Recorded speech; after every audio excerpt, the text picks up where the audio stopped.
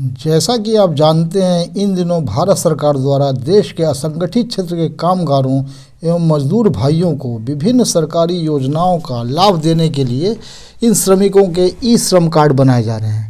इस कार्ड को बड़ी आसानी से किसी भी मोबाइल फ़ोन की सहायता से बनाया जा सकता है। हेलो दोस्तों, मैं हूं हर्षित राज। इस चैनल पर आपका स्वागत करता हूं। इस वीडियो में मैंने इस कार्ड को स्मार्टफोन की सहायता से कैसे बनाया जाए, इस प्रक्रिया को आसान एवं सरल भाषा में बताया है। तो बिना देरी किए चलते हैं मोबाइल की स्क्रीन पर और सीखते हैं ई श्रम कार्ड बनाना।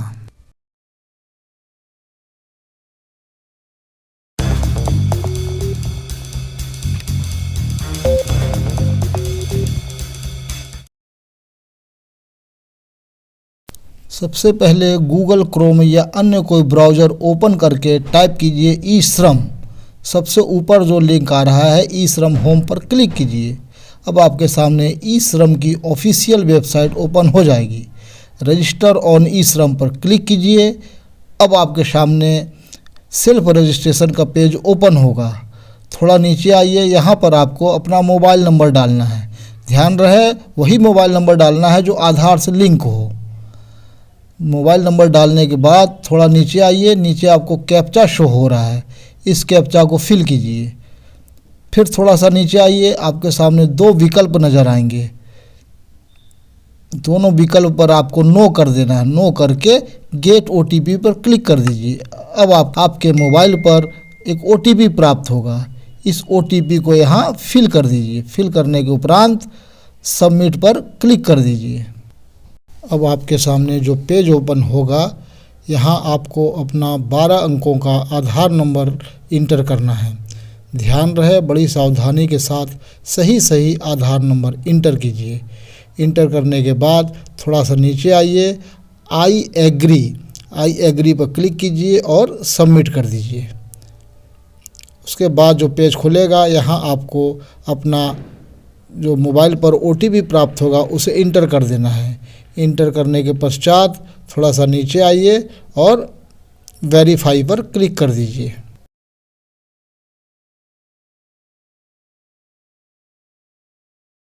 अब आपके सामने रजिस्ट्रेशन फॉर्म ओपन हो जाएगा। थोड़ा सा नीचे आने पर आप देखेंगे कि आपके बारे में बहुत सी जानकारी दी हुई है।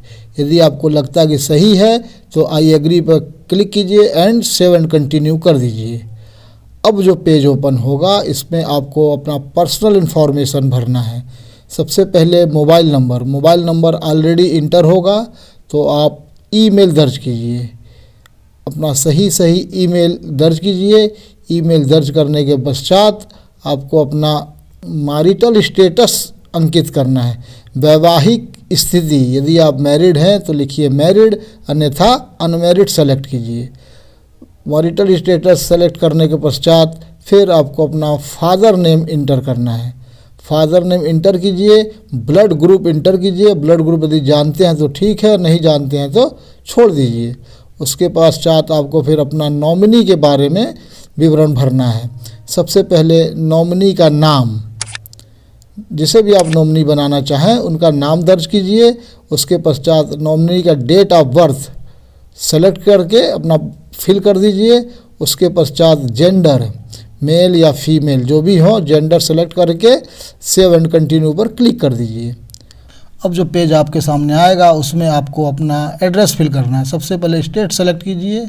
उसके बाद हाउस नंबर भरिए, यदि आप जानते हैं तो भरिए, अन्यथा छोड़ दीजिए। उसके बाद लोकेलिटी में आप अपने गांव या मोहल्ले का नाम भर सकते हैं।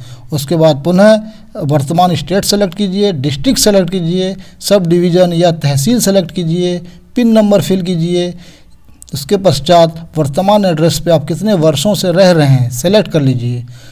फिर परमानेंट एड्रेस, यदि वर्तमान एड्रेस सेम है तो बॉक्स को चेक मार्क कीजिए एंड सेव एंड कंटिन्यू पर क्लिक कर दीजिए। अब आपके सामने जो पेज ओपन होगा, इसमें आपको अपनी एजुकेशनल क्वालिफ़िकेशन की डिटेल्स फिल करना है। सबसे पहले अपनी एजुकेशनल क्वालिफ़िकेशन सेलेक्ट कीजिए। उसके पश्चात सर्टिफिकेट चाहें तो ऐड कीजिए, अन्यथा छोड़ दीजिए।